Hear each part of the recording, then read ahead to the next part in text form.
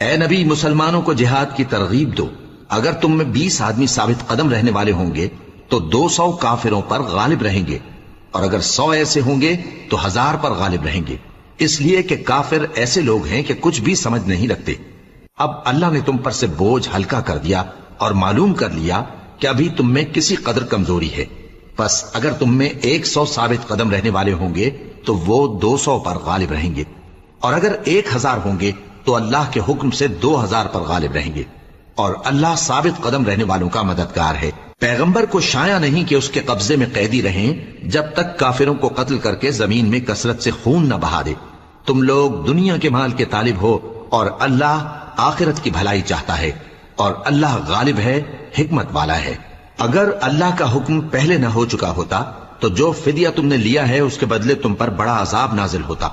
اب جو مال غنیمت تمہیں ملا ہے اسے کھاؤ کہ وہ تمہارے